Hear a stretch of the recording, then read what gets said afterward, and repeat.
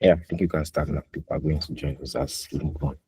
So good afternoon, everyone, and thanks for joining the call. So this is another edition of our monthly virtual series that we usually have, and this one is specifically for the International Women's Day celebration that just did like last week. So, and here we have our speakers here already are going to be taking us through different parts. We have people from different tracks here. We have for mobile, we have for software engineering, and we have for um, product design as well. So we are going to be starting with our speaker from the software engineering track. Her name is Abdulwasi Baida, and she's a software engineer with lots of years of experience in software engineering. And she's going to be taking us through the topic that we have here, which is bridging the gap in software engineering.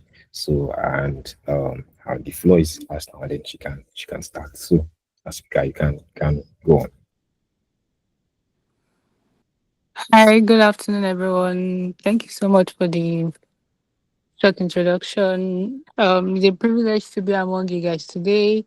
My presentation will be quite short because the network is not really that great on my side, and I don't want to have like a breaking session. So yeah, let's just get right into it. So as the topic said, like bridging the gender gap in software engineering. What are the strategies for success? How can we like bridge the gender gap? How can we like make more women come into software engineering? So my name is Ubaida Abdulsil, as mentioned earlier, and I'm a software engineer with like over 3 years experience now, and I deal majorly with building the backend of applications. Like I build the backend of both web and mobile applications, and I also document through technical writing. And yeah, I'll count myself as a lifelong learner because I'm committed to learning slash on learning and growing all aspect of life. So before I get into the actual topic, why do you think this topic actually matters today? Why are we talking about the gender gap? Do we actually know like the statistics that like address this gender gap that's especially in the field of software engineering? So from research globally, women in the field of software are like 25%, 25.9%. That's approximately like 26%, with US reporting like a slightly higher figure of like 28.8%. Some stats gave around like 25%. So this shows that we have like 70% of men being software engineers and 30% of women being software engineers globally. So we have like little women being represented in these fields, and it is leading to being a great gap in this software industry. And there's a need to bridge this gap and make more women come into software engineering, build software, work for global companies, and help us solve and address the problems we humans are facing through technology. I want to highlight more on what this gender gap is doing. How do you try to understand it?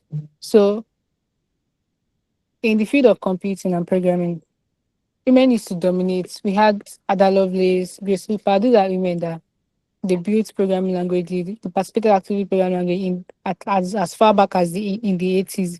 The ENIAC programmers that built like different software then, but today we have just about 25% of such engineers which are women. So what changed? So now we have cultural shift, stereotypes that, oh, women cannot do this, women cannot be too much and things like that. So these have affected the numbers of women actually coming into this field. We hear things around people discouraging women that, oh, it should not be too much, should not be too ambitious and things like that. And it's affecting how women are coming into this field. So where are we now? So there are little progress to a lot of initiatives like Code Africa, Women Tech Makers, and a lot that are trying to bring more opportunities to women, empower women to do this. But still, the gap is still as wide, even though there are progress. So let me walk you through the stats. See this graph now. We could see like the highest so far out of women in tech in each country is Bulgaria, and it's just like around 30%. So like we could say that's like the max, globally, like 30% of women in tech in each country. So if advanced countries like the United States, Australia, UK are having this wide gender gap, so what can we say about Nigeria? Like it must have been very, very crazy because if they do the Nigerian statistics, we're probably having like maybe 90 to 10%. I'm just joking, but like if advanced countries like the United States, UK are still having this wide gender gap and women are still being widely underrepresented in this field. So what is developing country or underdeveloped country like our own country? What can we say about it?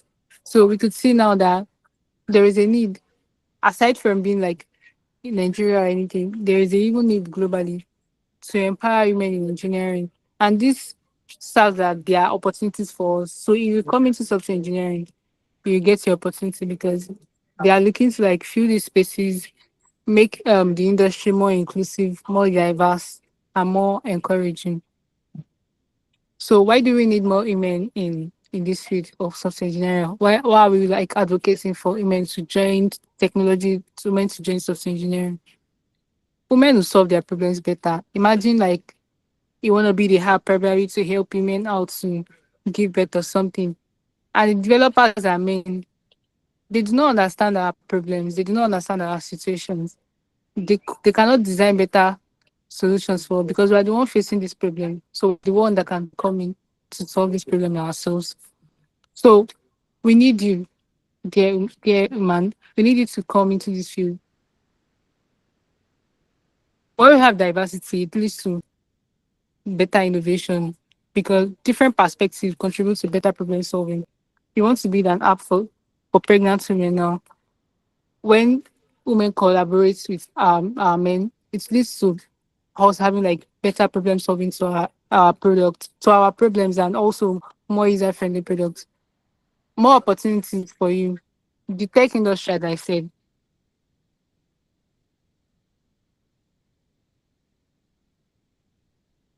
is growing rapidly, and most companies are actually looking diverse talent. They are not looking for men. The tech industry is growing, and they need you there.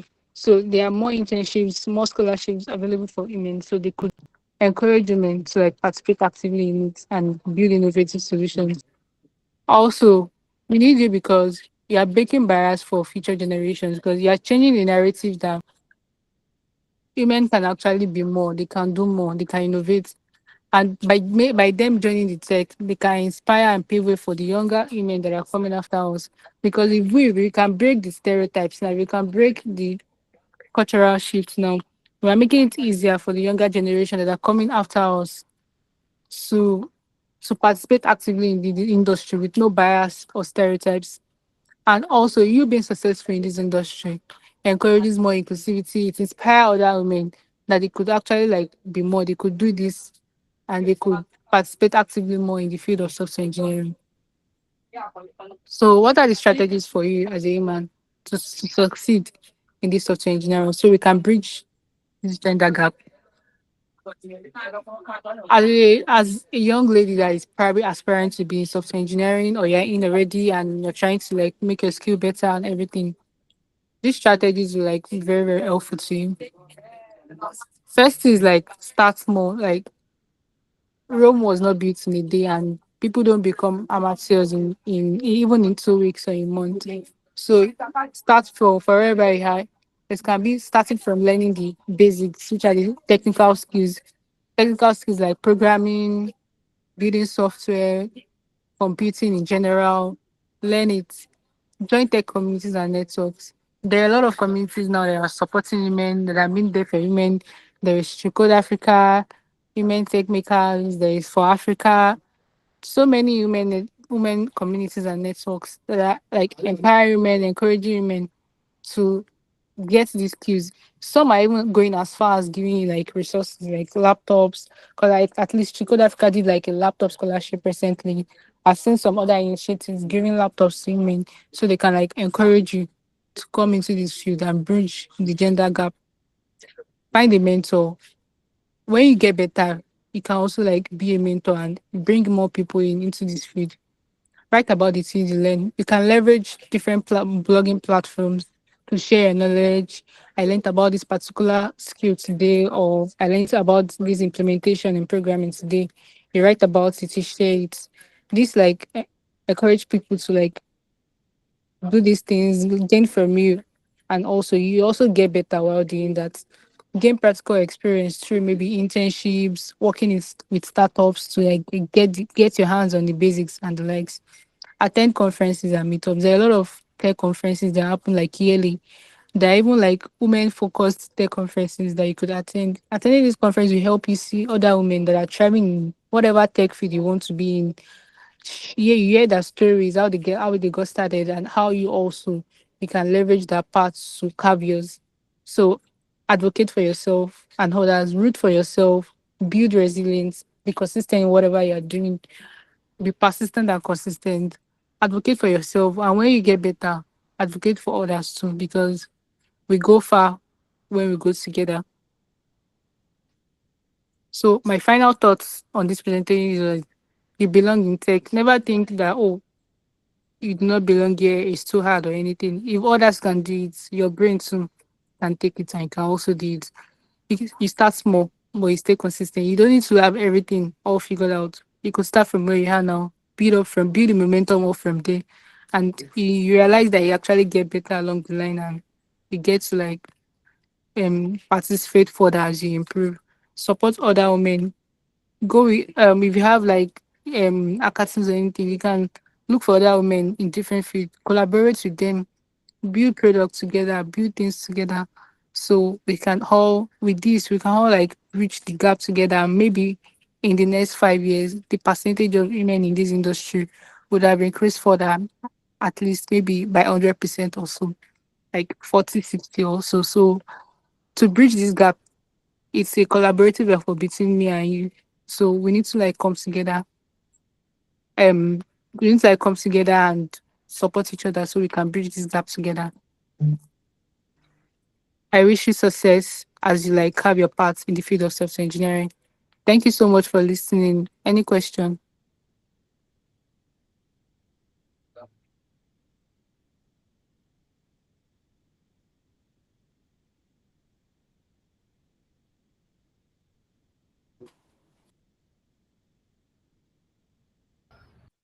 Yeah, we can ask any questions that we have now. So the floor is open for anyone that has any question. You can just signify or just unmute yourself and ask your question before we move to the next speaker.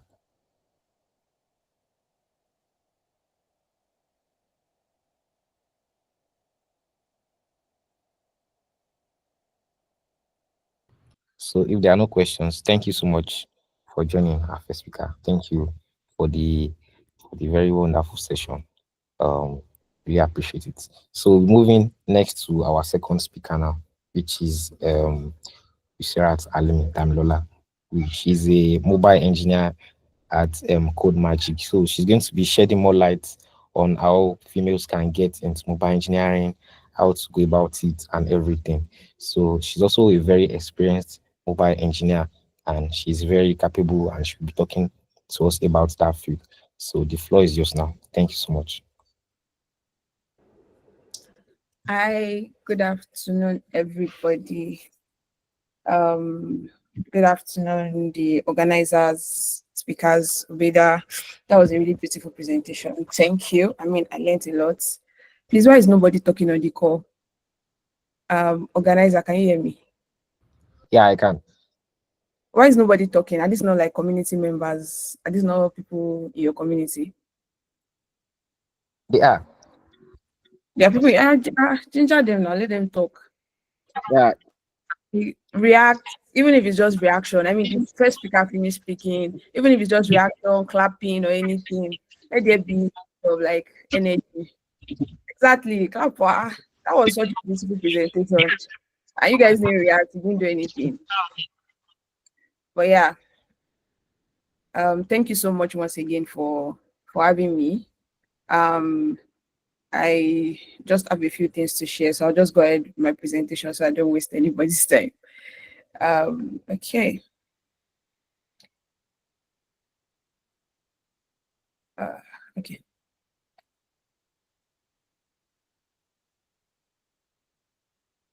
So please, when you can see my screen, please just confirm that you can see my screen.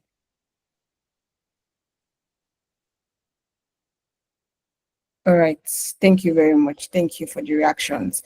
Yeah, so good afternoon once again. My name is Yusirat Damlola Alimi, and I currently work as a developer support engineer at CodeMagic. And CodeMagic is a CI/CD platform for mobile applications. So I help developers set up CI/CD platforms for their mobile applications.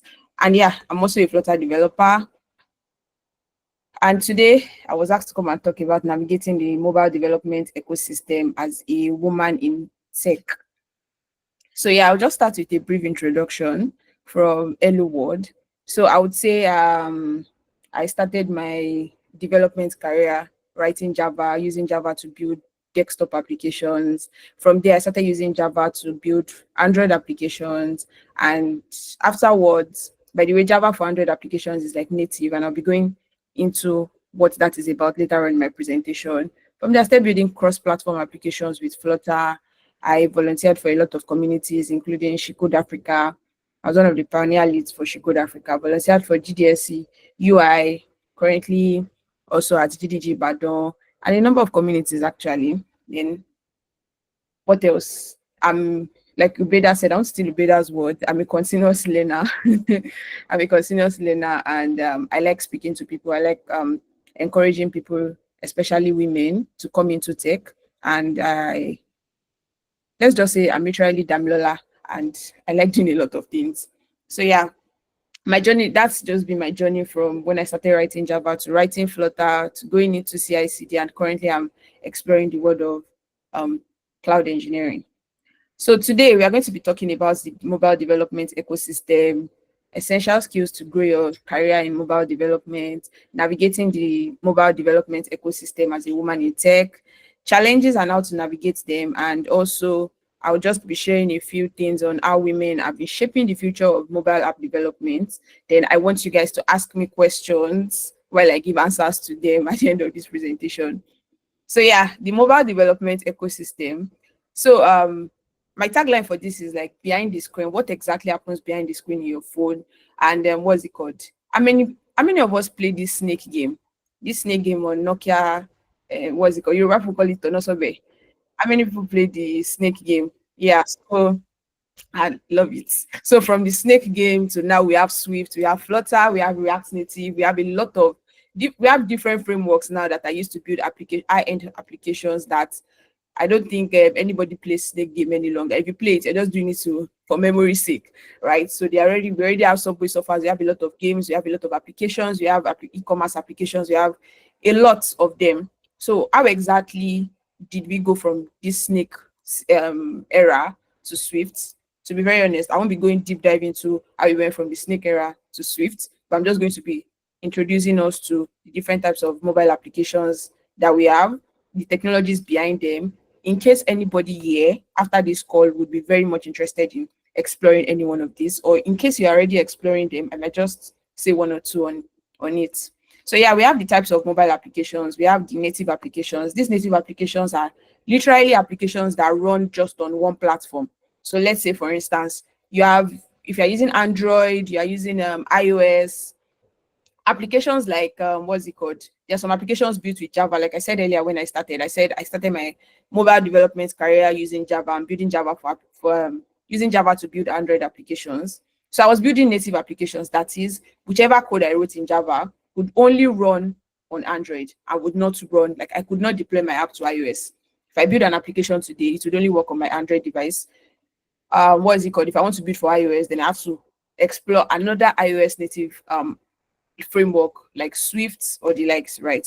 So that's about native applications. For cross-platform applications range from you write one single code and then you are able to build that particular app to work both on Android devices and iOS devices. And we have a lot of cross-platform frameworks. I'll be talking about that later on as well. So cross-platform apps, you can see it as maybe the easy way or the cheat code to having your one code base run on different platforms.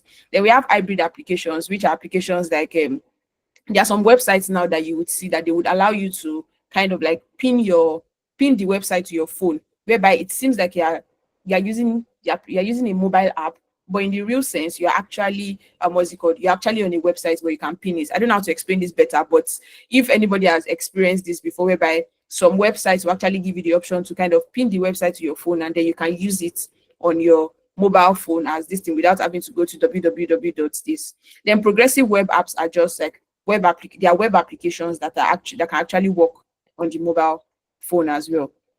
So the mobile development technology ecosystem. So like I said earlier, native iOS technologies, we have Swift.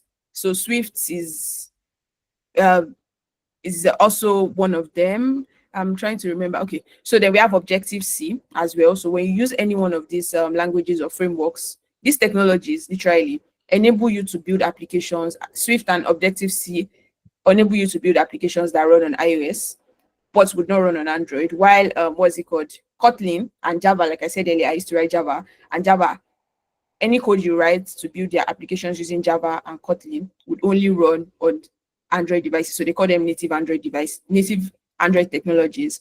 And what's it called? Okay, there's something I want to say, but I'm expecting like maybe a question is going to come up later on that, so I can talk about it later.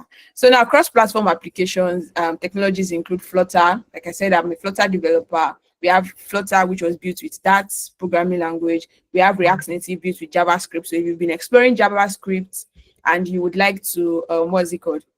And you would like to explore the world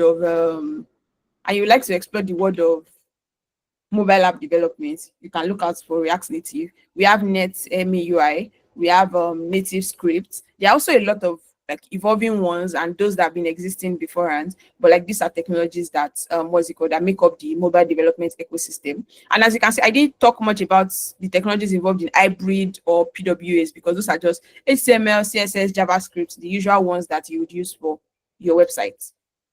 Now, so essential skills to grow your career in mobile development: code, launch, and thrive in this mobile development ecosystem. So first things first, your technical skills.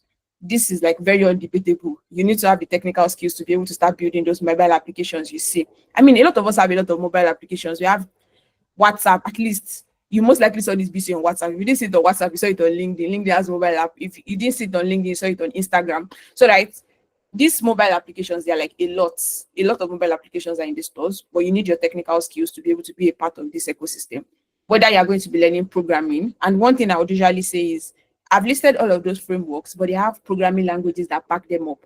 So you have to firstly learn the programming languages before learning the frameworks, and then you have to build very strong technical skills. Next, soft skills. Your soft skills are very, very important in this mobile development ecosystem because you're going to be working with it's a chain.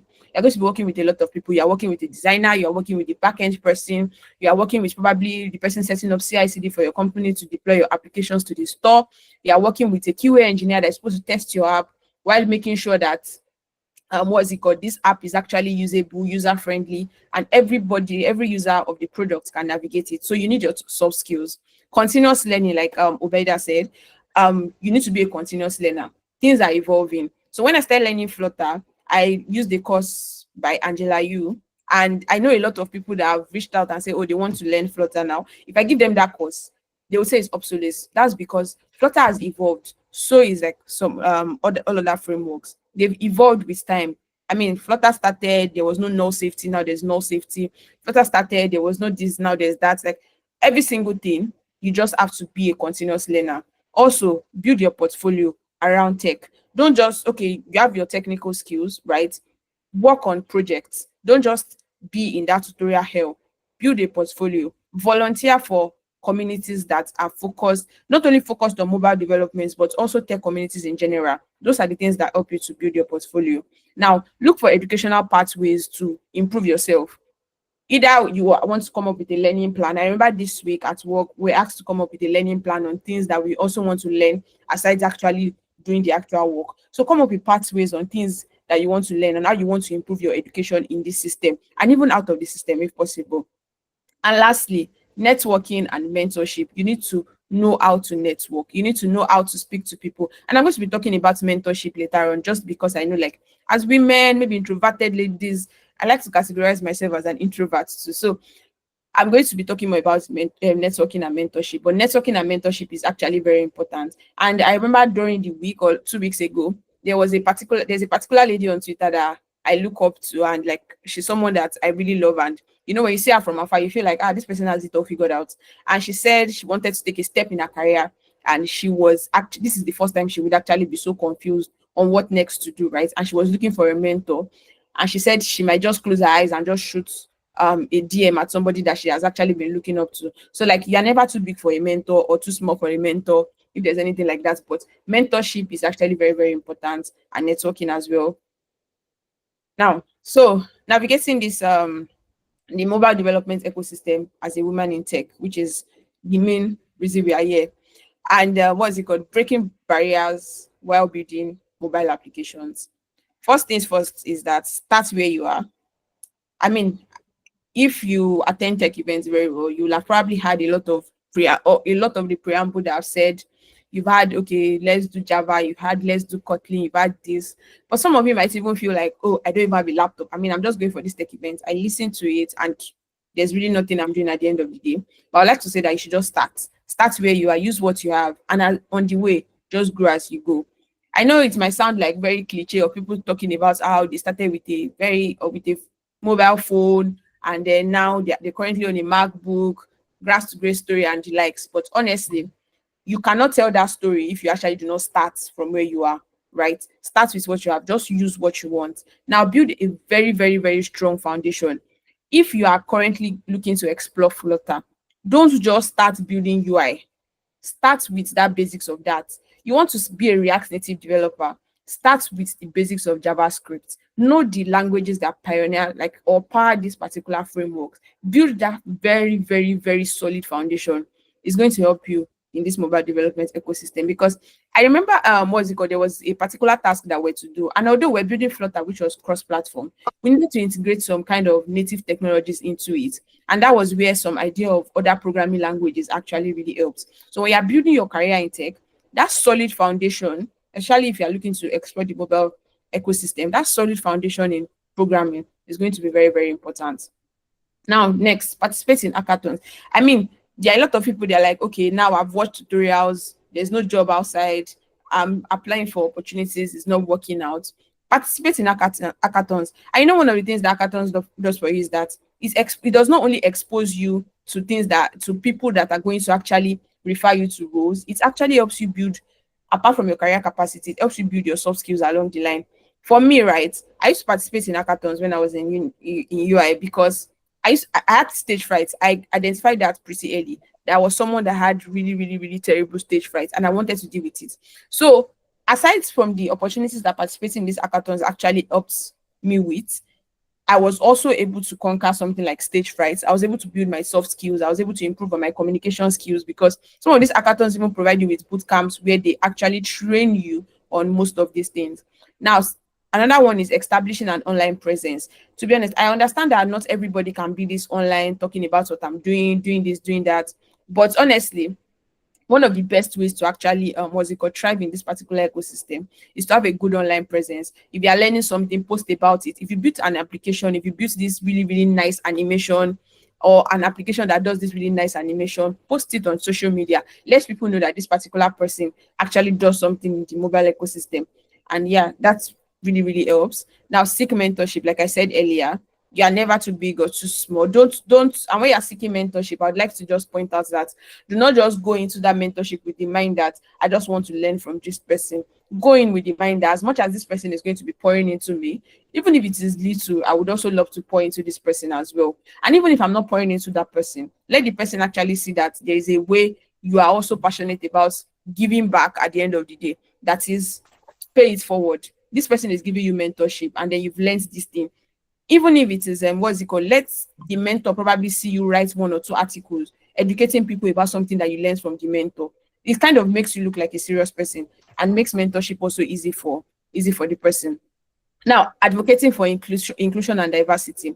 As a woman in the mobile development ecosystem, one thing you can do to not only to thrive, but to also encourage more people, is to actually be an advocate, be a girl's girl. Wherever you are, where you have people that where you have talk to people, encourage people to come into this space.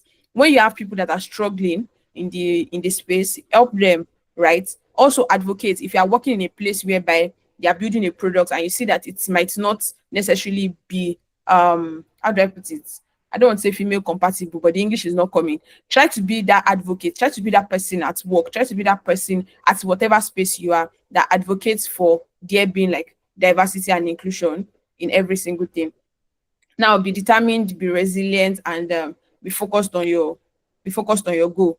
So I was speaking to somebody this morning and I told her that at the end of the day, before coming into an ecosystem, one of the things that you should actually look out for is what exactly is your goal.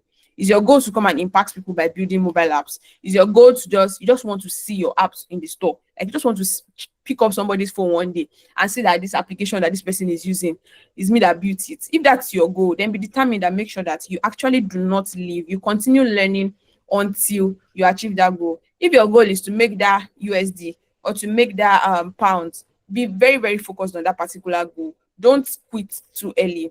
Now pace yourself for success. Don't rush. What's it called? One of my friends, she's also a speaker here. She would usually say it's a marathon, not a sprint. So calm down, right? Pace yourself for success. And what's it called? One of the last things I want to talk about is being curious and open-minded. When what's it called? When you are building mobile applications, one of the things you actually, not even only mobile applications, in the tech ecosystem generally, you have to be curious. You have to be open-minded. Receive feedbacks generously. When you post about your work and people give you feedbacks, try to take them in. Try to what's it called? Be open-minded, literally. Look at how other people, there was this thing I used to do whereby I would look at other people's mobile apps. I mean, I would make use of them and then I would feel, okay, the way this navigation went from this to this, I actually really love it. And then in the next mobile application that I'm working on, I'll probably talk to the designer to see how we can implement something like this. And another thing, as a woman, please prioritize your well-being. I know you are focused on that goal, you want to get it, you want to reach there, yes, but still prioritize your well-being. Now, lastly, network, build relationships, and give back to your community. Now, I saw this picture when I was presenting this slide, and I felt like it was actually a very good way to tell this story.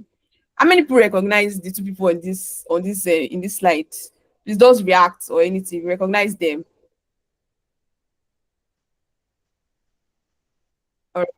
All right. Okay, so this is me and this is Oduayo Akinlade, and she's going to be going after me. And I remember that our first very, very, very serious conversation in tech was by us attending DevFest 2019. And if you can figure it out, from the first topmost left, you would see that was DevFest 2019. I think there was no DevFest in 2020, but there was DevFest in 2021. This 2021, 2022, 2023, and 2024 were both organizers. So we didn't even get to take pictures, but we were to get work. Somebody was able to capture this picture, which I'm very, very happy about. So aside your work in tech, network with people. When you go to events, meet people, speak to them, build relationships with people, and also in the process, make sure that you're giving back to that particular community. Don't be that person in the community that is just in that community. You are just a member of the group. Everybody just knows that there's a particular number on that group. You're just occupying space. You are not doing anything. You are not volunteering for the community. You are not what's it called? When they say they want to do this, you are not there. When they say there's no way you're going to build a good portfolio, because volunteering, you don't have this, you don't have. And one thing is that a lot of people have technical skills. In fact, every single person that is applying for a particular job most likely has technical skills. The things that are going to set you apart are your soft skills, and secondly, what leadership experience do you have? What volunteering experience do you have? I've once said it before that I've gone for an interview whereby, I mean, they had seen my technical skills, it was obvious, and then she was just like, the only thing my interviewer picked on was my volunteering and leadership skills, and she just told me, "Oh, tell me about what's it called? What you did at Shikoda Africa. Tell me about what you do at GCC UI." And it was such an interesting conversation for me because it was something I did out of actually wanting to give back to the community. So it was very interesting for me to talk about, and we had a very beautiful conversation that led to to like fruitful endeavors, right? So apart from networking, apart from building relationships, make sure that you try to give back to the community. Now, what challenges do we face as women in tech and how to navigate them? I mean, we debug codes, but how exactly can we debug the roadblocks? One is gender stereotypes and biases. Are we actually coding equality into the future? Or we are just repeating the past. I mean, we always talk about these things. We IWD go, IWD come every single year. We talk about this gender bias. We talk about these gender stereotypes. I know some people on this call are probably thinking, does it really exist? Of course, it does exist, right? So I just want to say that one of the things, if you meet yourself in this particular situation, one of the things that you should do is to actually try to make sure that in whatever capacity you have been put in, you actually do your best. Like give it your best. I mean, you can't fight it, especially if if you're just entering, you're new to the role and all. You can't fight it, right? But even when you get to a position whereby you can fight it, please ensure that you actually stand up for any points whereby you notice gender bias. Another thing is, please be good at what you do. Be good technically, build your career capacity, and secondly, be your soft skills, please make it an A. Like as a woman, you want to be that person that is emotionally intelligent. You want to be that person on the team that everybody knows that this person will communicate. As a mobile developer on the team, you want to be that particular person that doesn't give the product designer headache or the product manager headache. So all these gender biases or gender this thing, even though we can't fight them at the low level, one of the things that you can do to actually stand out is to actually give your best. Take ownership of whatever you are doing at that point in time. Now, another thing, very, very common amongst women, imposter syndrome and self-doubts. And sometimes we can actually just talk to ourselves like, what if you're actually more capable than what you think, right? Because one thing is, I think I've seen a lot of people personally. I struggled with imposter syndrome and self-doubt. I mean, I used to say is that even if I join a new company today, the first thing that I will first of all pick up is my bag of imposter syndrome. And I've noticed that it's something that a lot of women actually struggle with. And one of the things that helps me and I always share is that I like listening to people's stories. So when I attend webinars, I listen to people's stories. I mean, I've listened to people that I even look up to and I'm like, this person has it all figured out. This person has figured out every single thing. And when they talk about imposter syndrome and how they overcame it, I'm like, it gives me this kind of validity that the only time you actually experience imposter syndrome is actually when you're doing something right. Because if you keep doing what you know and you're not like taking on new challenges every single day, you actually just feel like you are good enough. But when you are so it just brought me to the bright side of imposter syndrome, that maybe imposter syndrome is actually something to say like, I'm actually challenging myself, like I'm actually doing it. But please do not let imposter syndrome be the reason why you run, or self-doubt be the reason why you run away from all of these challenges. Because what if you're actually capable than what you actually think? Now, negotiation. This is another challenge that people face in this ecosystem. I struggled with it as well, whereby I walk into a room, they ask you what's your salary expectation, and you just call a ridiculous amount of money, or they give you they give you a particular offer, and you feel like, let me just take it. This is enough. And me, I've worked with guys, and the way guys move, I've seen a lot of. There was a guy that joined my way after I joined, and then this guy entered into the company. I was asking for like an 100% increase after a few months.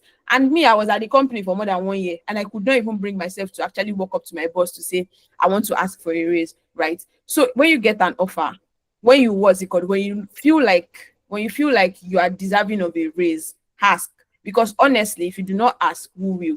If you need hints on how to ask, go to YouTube, watch people, attend webinars. You see some webinars. If you search, you see webinars on negotiation. Read about negotiation, watch YouTube videos, because honestly, all of these things all contributes to to you as a person. It contributes to what exactly you know as a person. It contributes to it generally just contributes to you. So you really have nothing to lose by actually learning from these people on YouTube, or going online to ask, how can I negotiate, or reading articles on negotiation. Those are ways that you can actually handle the challenge of, I do not know how to negotiate. Now, difficulty navigating networking.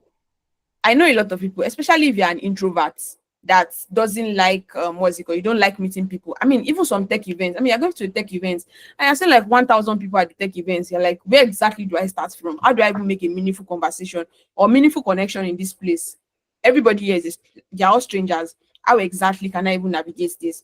And I think one thing I would say is that if you are someone that's an introvert that doesn't know how to walk up to people randomly, I would say volunteering. Volunteering really helps. If you volunteer at an event, at least worst case scenario, you network with those that are also volunteers, and you also get the opportunity to network with the organizers and also network with what's it called, speakers. And it also gives you the opportunity to network with attendees even easily, because I mean you're a volunteer, you're most likely handing things over to what's it called, to attendees. You can see people, and that's why when some people say like, why are you bringing laptop to come and code at tech events? I don't do it, right? But I mean, if I see somebody that brought laptop and is coding Flutter beside me, it can be a good way for me to start a conversation, right? So if you find it difficult navigating networking, those are some of the tips that I can give. Volunteer for events, reach out to people. If you see somebody pressing laptop, look at the code, the person Flutter, start the conversation from, what are you trying to do here? And then like you can build a conversation from there. Women as well. I think a lot of people even say it's that one of the best ways to network, especially amongst women, is by complimenting. If you see somebody wearing something, oh, I like your sneakers, or I like your earring, you can compliment people there. It kind of leaves a lasting impression, and it gives room for you to actually build very good conversation. Now, this one, I'm just going to breeze through how women are shaping the future of mobile app development. Code like a girl, build like a boss. A lot of women now are pioneering inclusive design in mobile applications.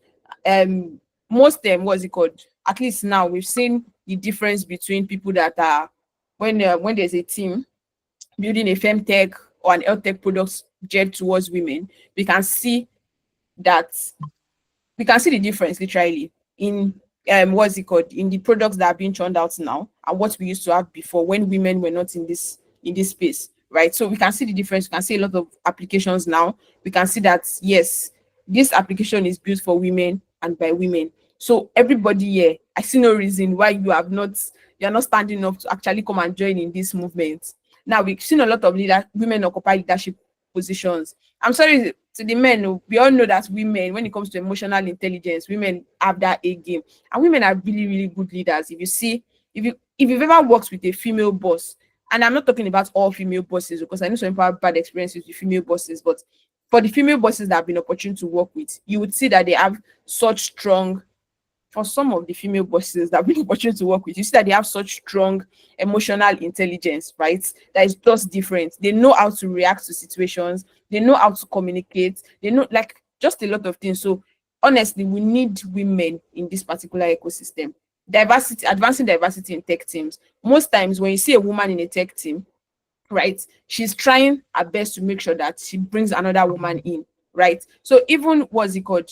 Even you as an upcoming developer, you're trying to just get into the ecosystem, right? You also have a chance at that, because most women that I know in the ecosystem are trying to bring women in. Like I said, in my own track, I do Flutter. We have Flutter community, we have the Flutter Bytes community, and we also have the Flutter ladies community where we encourage people. Like there's literally them encouraging people, encouraging more ladies to do Flutter. Even in the Flutter ecosystem generally, we have the Flutteristas, we have a lot of these communities just because they are trying to advance this diversity in most tech teams. Now, we also have women empowering through education and mentorship. We have communities like She Code Africa. You can see the beautiful things that people like Ada, they are doing with She Code Africa. You can see the beautiful things that a lot of women are actually doing through education and mentorship. Now, lastly, when there is a woman, there's definitely magic. And that's why I would like us all on this call. Please don't just listen to what all of the speakers here have come to say. Don't just join calls. Don't just listen. Please accelerate your action. Also, don't just take action. This year's zone is accelerate that action. You're not just taking action, you're accelerating that action. Because in the mobile development ecosystem, we need that women magic. So please come, take action, and accelerate action. So question and answers, please ask me anything except for tabs versus spaces. And then you can scan this QR code because yesterday they came, there was this Flutter development, what's it called? Roadmap for 2025 for those looking to go into Flutter development. And it was brought together by a group of experts. So I thought to share on this call. So I used the QR code just in case you don't get my slides. So you can just scan the QR code to check the roadmap in case I've been able to convince you to come into the mobile development ecosystem and come and navigate it as well. And you can as well connect with me on LinkedIn, Instagram, and X. So please, questions. I need you guys to ask questions. So please ask questions. Thank you very much for listening to me.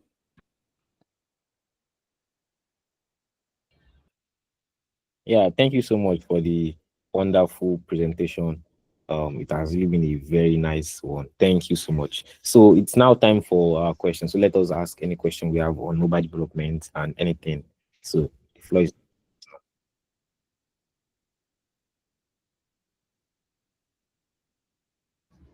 yeah, Mutsunari, I can see your hand is up. Do you have any question for our speaker? So you can, if you have any No, question, I don't. No, no, no, not yet. All right. Thank you very much for having me. It was nice speaking to everyone on this. okay, I think one someone has a question. Okay, yeah, you can go ahead and unmute yourself and ask your question.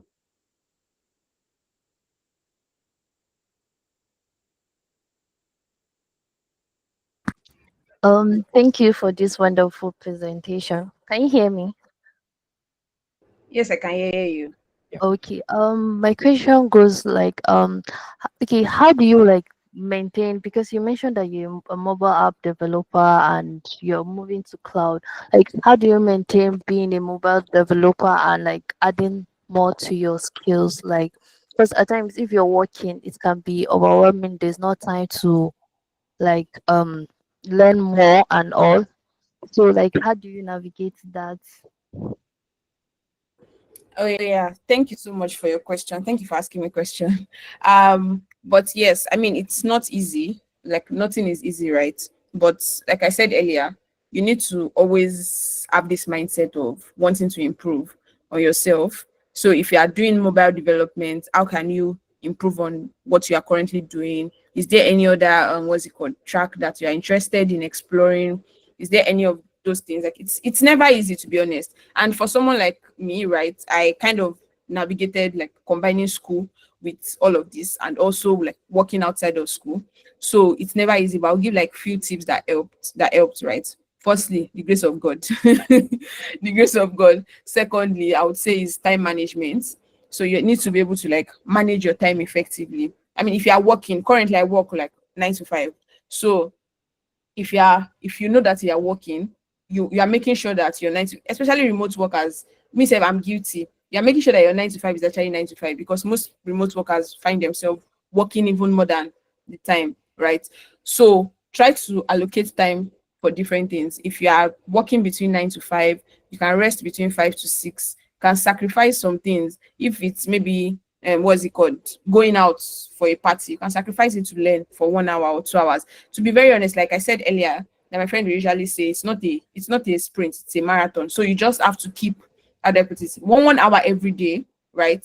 Short long term, you see, ah God, what's this thing? Oh, long term progress is better than short term intensity or something like that. So if you keep going 1 hour every single day, you are definitely going to be improving yourself by probably even if it's just 1% every single day. So what's it called? Time management, self-discipline. You might just have to understand the fact that it would, yeah, long-term consistency is better than short-term intensity. Thank you, my woman. So that's how, like, just all of those things you just need to make sure that you put um structures in place, plan your day. There's one thing I've started doing. I just started doing it too. I'm not like trying to plan my day. So time I'm going to be doing this. So time I'm going to be doing this. So try to plan your day as well. But the goal, to be honest, is just to make sure that you are continuously improving yourself. I mean, if you have a skill in mobile app development and you're also good in product design, it adds to you. It gives you a leverage over someone that is just a mobile developer. That's how I see it because I just love learning and keep like continue to improve myself. So yeah, that's, I hope I answered your question. Thank you. Yes, thank you. Yeah. So any other question for our speaker? So if you have any other question, you can also you can signify and then ask your question.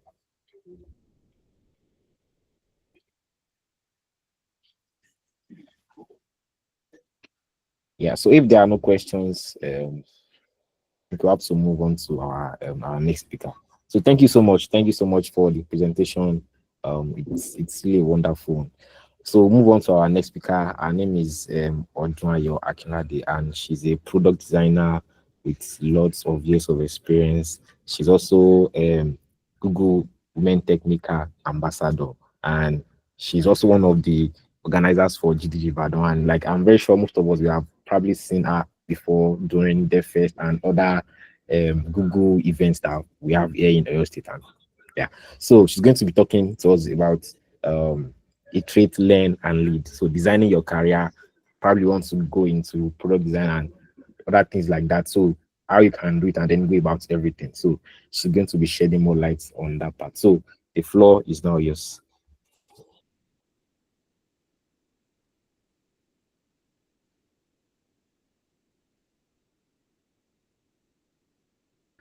Yeah, sorry, I think Hi. okay. Hello, can you hear me? Yeah, we can hear you now. All right. Hi, everyone. Good afternoon. My name is Ola. Sorry, I use both interchangeably. But yeah, I'm so excited to be here. Thank you to the organizers for inviting me, and thank you to the speakers, Ubeda and Damidola. I mean, both of them are women that really inspire me, So I've learned a lot already. In fact, I was inside Damilola's DM that mean waiting you remain for me to talk. You don't talk everything now, but you know.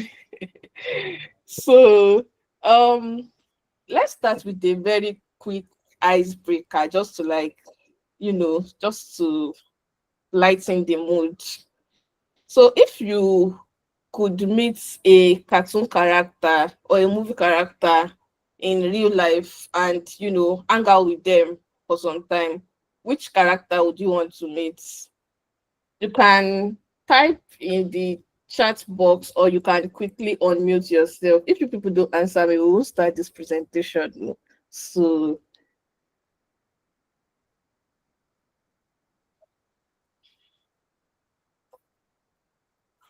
wow, looks like we are going to be here for the entire day.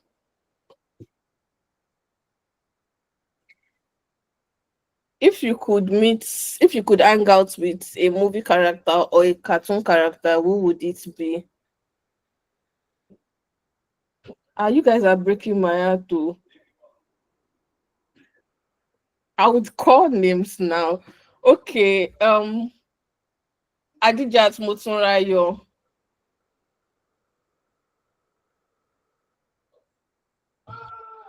Hi, Adijat. I Yeah, so I want you to answer my icebreaker question. If you could hang out with a movie or cartoon character, who would it be? uh, I think I don't know, maybe Moana Oh, or yeah. I mean, Moana is pretty cool, and maybe you get to like dance with her, yeah. right? Yeah, thank you so much for answering me. Even though I had to call other people, it's not cool. Eh? So, oh, Donna from Suits, love it. So, funny thing is, if someone asks me, I would most likely have said I've Spectre because I mean, I also feel like it's a very cool character. But Donna, yes, Mickey Mouse definitely counts. I mean, you are going to have such an adventurous day, right? Thank you so much, guys. So, my topic for today is iterate, learn, lead, designing your career, and so initially, I was going to say designing your design career, but it did not rhyme. So this topic, I'm going to be covering how we can build our career, how we can be intentional about our careers as women in tech, right? And I'm going to conclude the presentation by giving tips for those who want to start their careers in UI UX design. Because I mean, we've talked about software development and we've talked about mobile development. So um my name is Wura. I'm a product designer. I have a background in electrical engineering. I'm a woman in tech advocate. I mean, anytime you hear them talking about women in tech, especially in Ibadan, there, are, there are very high chances that Wura is there, right? I currently lead women tech makers in Ibadan, and I was previously the lead of Shikode Africa and Women in Engineering UI. I also love football. I play football. I used to play football because I don't play football in a while, and I watch football. And I'm a travel and fashion enthusiast.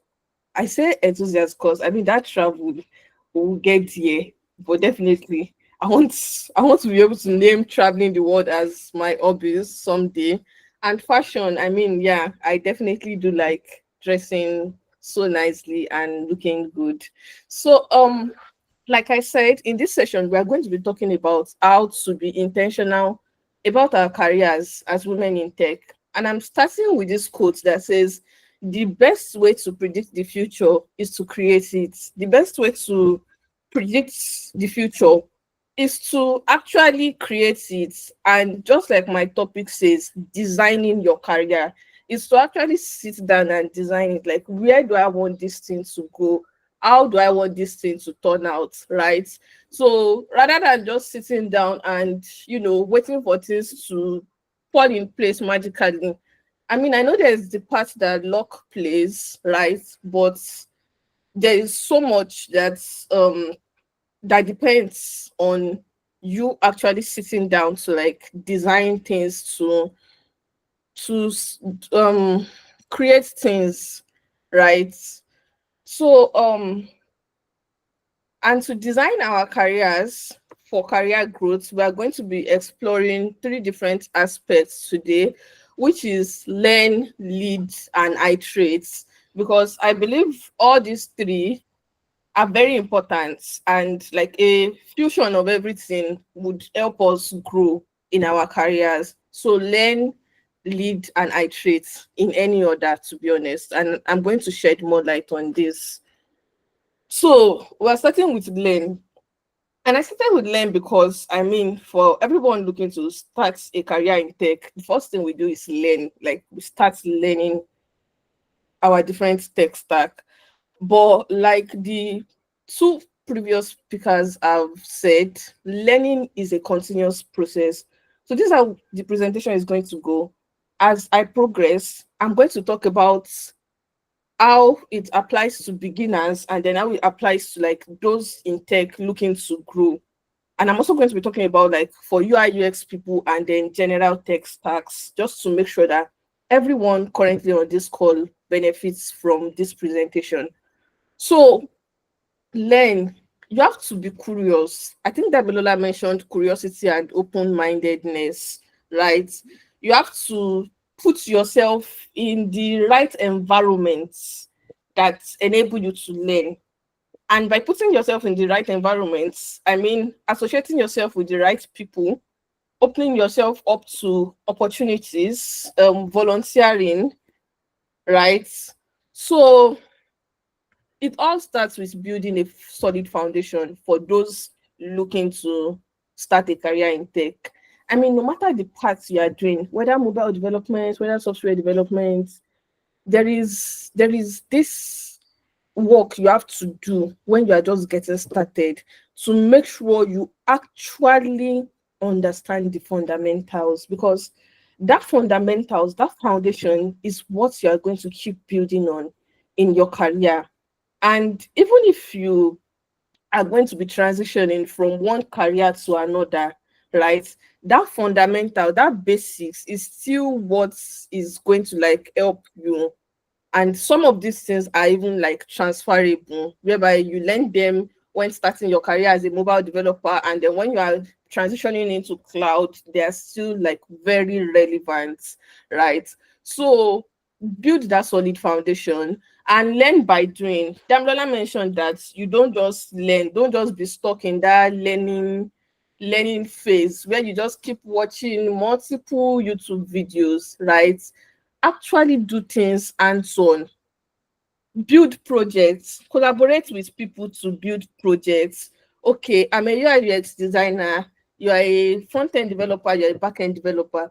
Let's all come together and build this project. I'll be able to put it on my portfolio that I have a live project as a designer. You'll be able to put it on your portfolio that you have like a live project, right? And you'll be able to speak about the fact that you collaborated to bring this project to life.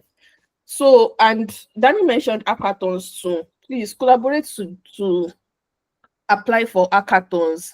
I mean, you would there's the prize you are aiming for, but in addition to that prize, there's also the experience you would gain, the new people you would meet, the new projects that you'll be able to add to your portfolio and speak about. Internships too. Once you feel like you've learned things to some point, maybe when you have like your first project or your first case study, right? Start applying for internships, start telling people that this is what you have been up to so far, this is what you can do, right? And also community involvement, volunteering, very, very important. For instance, if you are learning UI UX design and let's say your local community or your, let's say GDG on campus UI now, they say, okay, we want to have like a website for people to access resources and want to build the website or something, volunteer. I mean, that way you are sharpening your skills, right? And you're also like putting your work out there because people are going to be asking, this website is fine. Who designed the websites? And that way you're opening yourself to more and more and more opportunities. And put yourself in the right rooms, put yourself in environments that push you to grow. And I'm going to say we are still under the learn aspect, right? Embrace growth and adaptability. To be honest, the tech world is very, very, very fast paced. Like Dami said, she started with a course, and then right now that course is obsolete. The tech world is evolving rapidly. So as a beginner, there's so much to learn, but start from the basics and build on it. As a mid-level professional or someone looking to grow their career, learn every day, like learn something new every day, and try to push yourself, like maybe register to speak for an event, because when you are speaking for an event, you wouldn't want to come and speak on something you don't know, right? So you have to go back and read more, learn more, right? Learn every day. Personally, something I do is that I have like a Google Sheet. Anytime I stumble on a new article or a webinar recording or a YouTube video, any resource, I just dump them there. And then every morning before I start work, I take 15 minutes to, read an article or study something, because it helps me get better, helps me to some extent keep up with the rapid changes. And as you can see in this picture, we are comparing someone with a growth mindset to someone with a fixed mindset. And the person with the growth mindset sees failure as an opportunity to grow. You will get rejections, yes, a lot of them. This week alone, I can't count the number of rejections I got for like applications that I put in so much effort for, right? But I mean, at the end of the day, I see it as an opportunity to grow, to keep improving myself constantly, right? And I can learn to do anything I want in as much as I put my mind to it, right? Me, Wuraola Kinlade, I can do anything. I can learn it and I can do it, and then I can become so good and so successful at it. That's because I have the growth mindset. And I see challenges as opportunity for growth. When they assign a task that it be like, say, this one won't pass my power at work, I don't say, I cannot do this thing. No. Instead, I see it as an opportunity to, to learn from other people, to explore. Because looking back after few months, you are going to find it so easy, and then you are looking for the next challenge, right? So someone with growth mindset would see challenges as an opportunity to grow. And also as a beginner, when you are just learning, definitely you day by day you'll be facing many new concepts, many new terminologies. But that's not the time to back up. That's not time to say, oh, you're tired of this thing. Instead, see it as an opportunity to grow. If you are not seeing new challenges or new terminologies, then you should check yourself, because maybe you are becoming obsolete in your role, right? My effort and attitude determine my abilities, right? I have to put in effort to this thing, right? It's not predetermined. I'm not an olodo, or it's not as if I'm not good at this thing. It's based on the efforts that I put into it. And I'm open to receiving feedback because I have a growth mindset, right?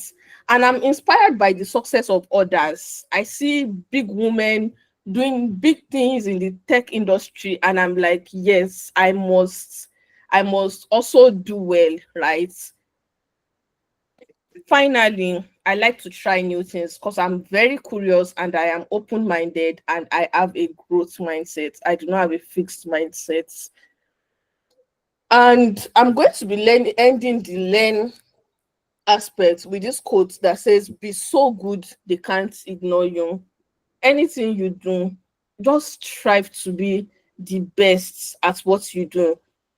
Start from the basics, learn until you get so good, right? That they just cannot ignore you. Like in your institution, when they ask for who is the best front-end developer, like 5 people are mentioning your name. Why? Because you are good, and everybody around you, they know that you are good. They just cannot ignore you, right? So aim for this perfectionism. Be very, very invested in your learning and your growth, regardless of the tech career you choose to pursue. So that wraps up the learn aspects. Who can remind me other um the other themes we are going to be touching? We've touched learn. Does anyone remember any of the other aspects?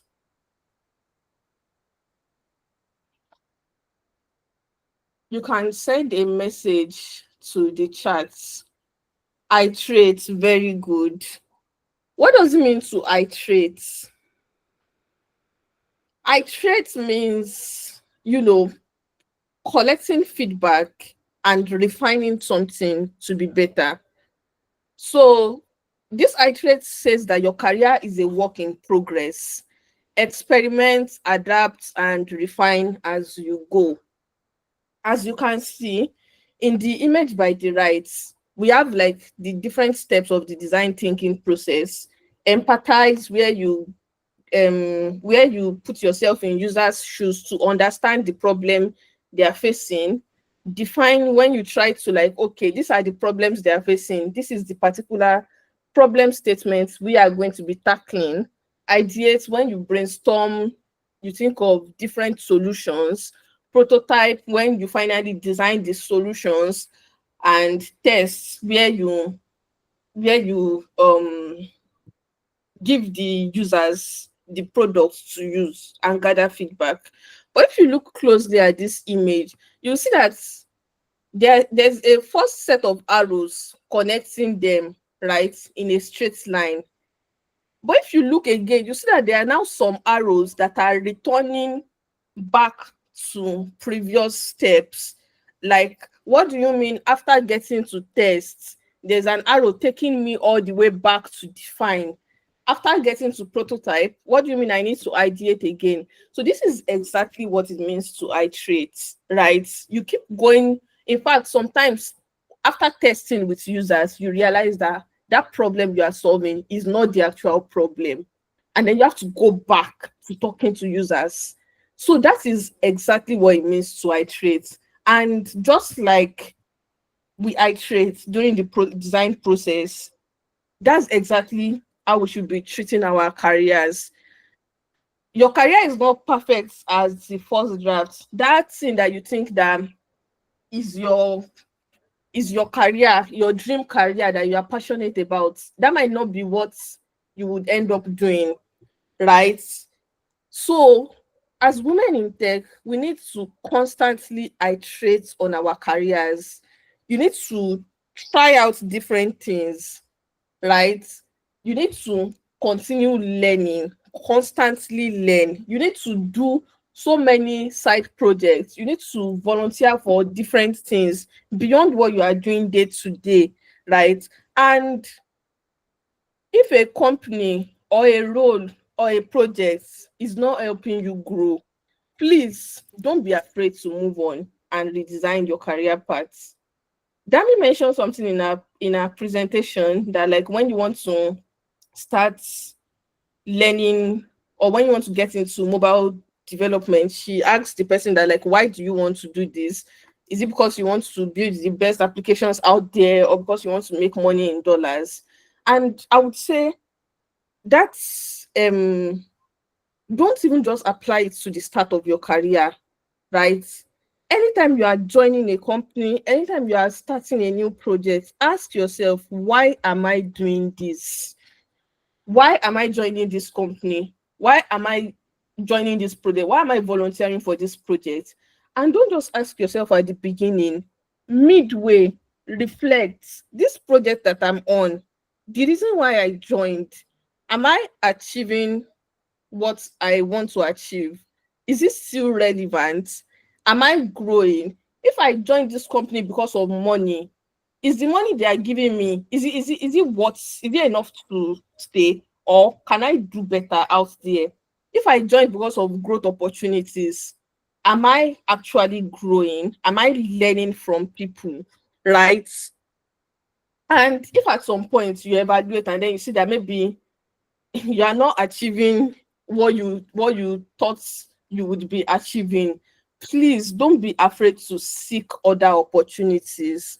Seek other opportunities that would help you grow and redesign your career path. And I think one tip for this is also like to do side projects. I mean, if you are doing your day-to-day role, you can do side projects that would actually like help you connect to maybe what exactly you want to be doing, right? Or even if you want to learn something new, you can start learning them by the side. That means that she's currently a mobile developer, but she's learning cloud. I'm not asking you to resign before before you get something new doing, but I mean, she's currently doing mobile development, but she's learning cloud by the side. This is giving her enough time to see that, okay, this cloud thing, is this something I'm actually interested in? Is it something I want to do? Is it something worth transitioning to, right? So use this side project to experiment, to fail, learn, and redesign your career. And also seek and apply feedback always, every single time. If you are in the early stages, you are just learning, join communities, reach out to people. Okay, this thing that this is the mobile app I just developed. What can I do better? This is my first UI design. What could I have done better? And that way, when you're getting feedback from people, you are iterating, right? And there is this quote I like in particular from Sheryl Sandberg. She was the former COO at Meta. And she says, a career isn't a ladder, it's a jungle gym. That's to tell you that your career is not linear. Your career is not just like a straight line, right? It doesn't have to be. You don't have to start from joining a company as an intern and then waiting until they see that okay, it's time for us to promote this person to junior level, and then waiting again for another like 5 years. This person has been very long in this junior level. Oh, let's promote them. No, like Dami said, negotiate for what you think you deserve based on the value you are bringing. And your career does not have to be a ladder. It doesn't have to be straight, both in terms of in fact, you can explore new roles and, at any point in time, see the career ladder. It's easy to get stuck when you think, okay, you just have to go in one straight direction and then you have to be limited to one single path. But if you see the jungle gym, the jungle gym is also still high, right? It also leads to the top. But instead of going one straight line, there are different branches that you can climb with, and at the end of the day, you still get to the top.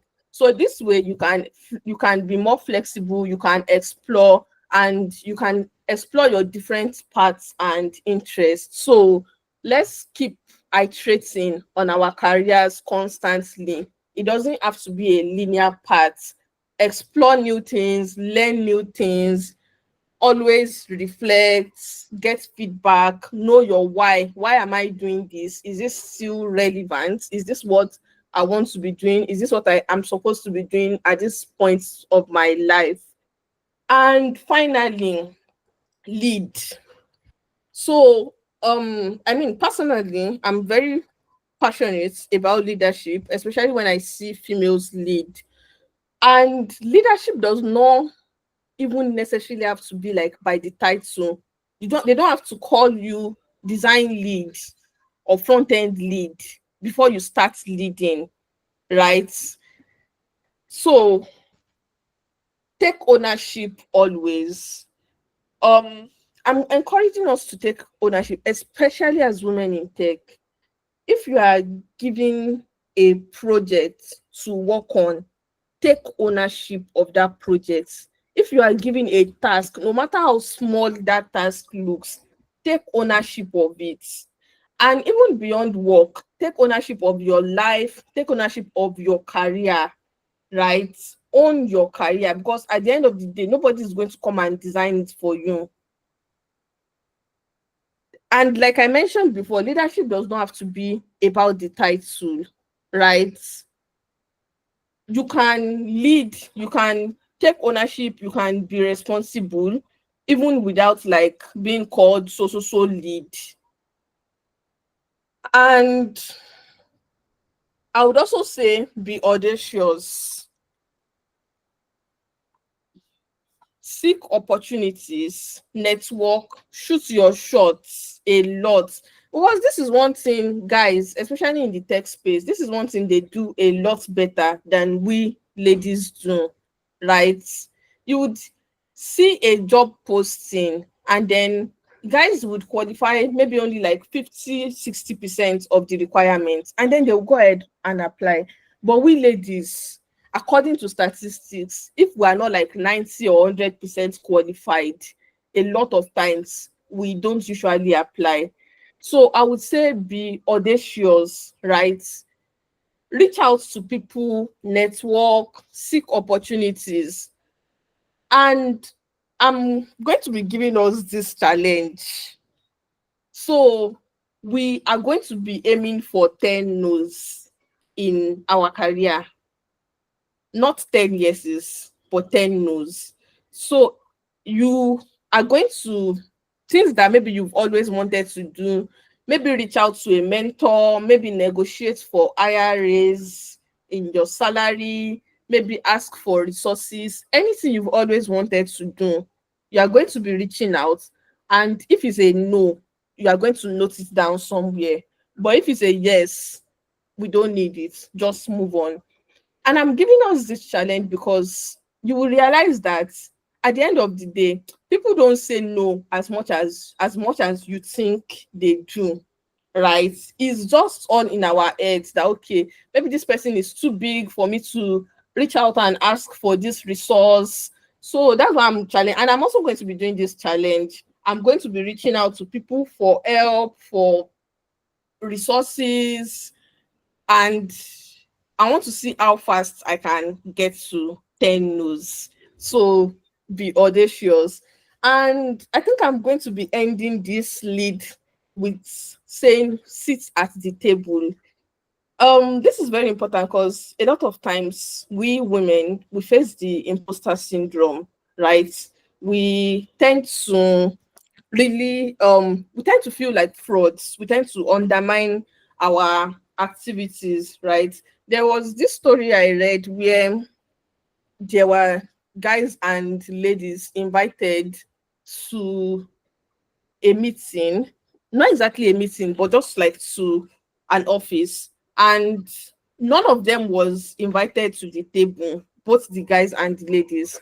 But as they were served food, the guys just dragged seats from the main table, and then they started eating. And all the ladies there, they took their food, they took their chairs to one corner to go and eat. And that shows like generally how a lot of times we ladies, we feel like we don't have positions on these big tables, or even if we find ourselves there miraculously, we still feel like maybe we don't deserve to be there, right? So a lot of times we women, we face the imposter syndrome. We're always afraid that, okay, it's only a matter of time before these people find out that I'm a fraud. And that's a lie, because like the fact that you are facing the imposter syndrome means that you are actually like making progress in your career, you are doing things right. So I'm encouraging us all, for every other opportunity we get, actually take a seat and sit at the table. Sit at the table. Right now, I think the percentage of women that are leading in the top companies is still very, very low. Maybe 1 to 20 or something, right? So for every opportunity you get, take a seat at the table. And finally, let's lead through action. I've talked about leading yourself. Take Create opportunities for people, right? By mentoring, by collaborating, by advocating, lead through action. And also always make sure you create impact that goes beyond yourself. um Advocate for diversity, advocate for inclusivity, advocate for accessibility. Always lead through action, lead by showing workings. So finally, I'm going to be talking about building your career. For those interested in building a career in UI UX, we've really talked about building a strong foundation, but I just felt like buttress is more with the UI UX context, right? So understand the design basics thoroughly, and this include user flows, wireframes, site maps, colors, typography, shapes, fonts, space, and grids. There are so many resources out there for you to like understand this UI design basics. Then build your portfolio. After understanding UI design basics, understand the software too.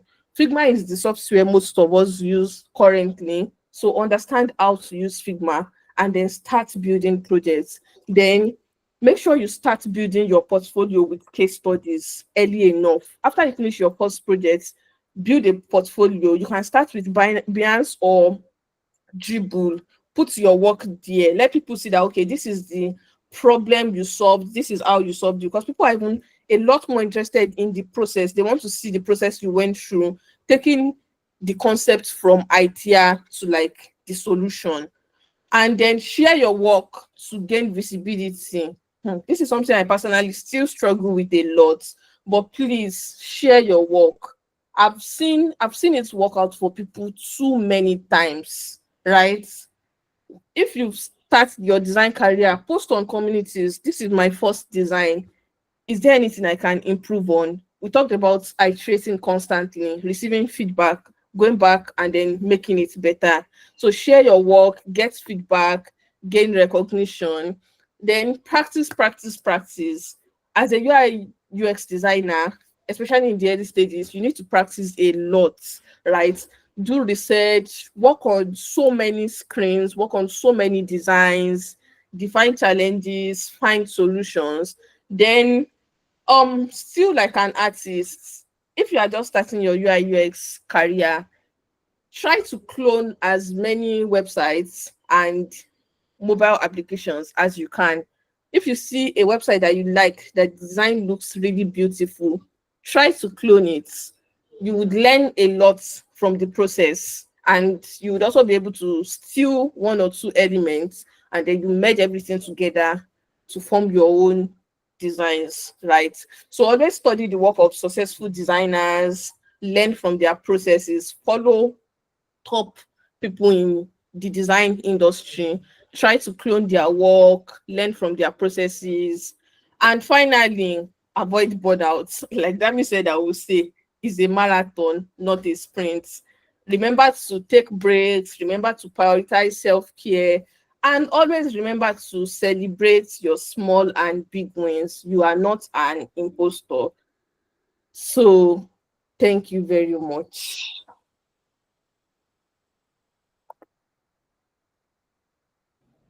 Yeah, thank you so much. That was a very nice presentation. Thank you so much. It's really a very insightful one. And thanks for that. So do we have any question regarding like this product design track and what everything that's been discussed regarding the product design? In fact, Shazli talked about a lot of things, how to learn, how to network and like do a lot of things. So does anyone have any question? If you have a question, you can just signify and then unmute yourself and ask the question.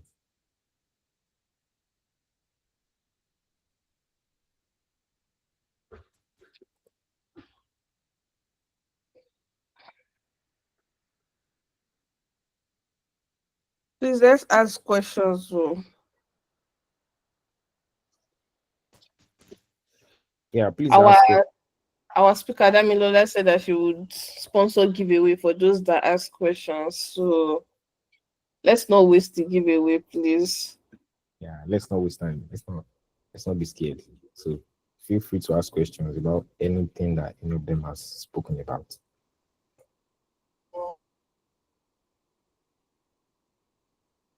All right. If there are no questions, you can always reach out to me on social media. My Twitter handle is Bulaola Akinade. On LinkedIn, you can find me at Odunayo Akinade, and you can also scan the QR code to connect with me and reach out for resources or just to gist. So thank you so much once again for having me. Yeah, thank you so much. It's a pleasure having you around.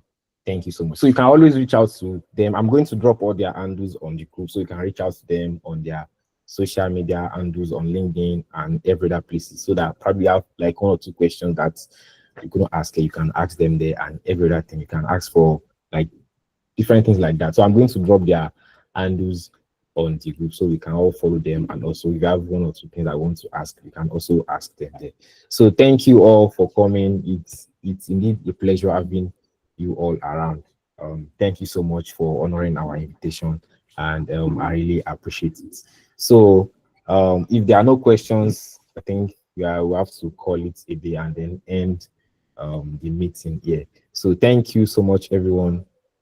Pleasure, and we hope to see you guys in our next, probably our upcoming virtual series. So thank you so much and have a nice time. Thank you.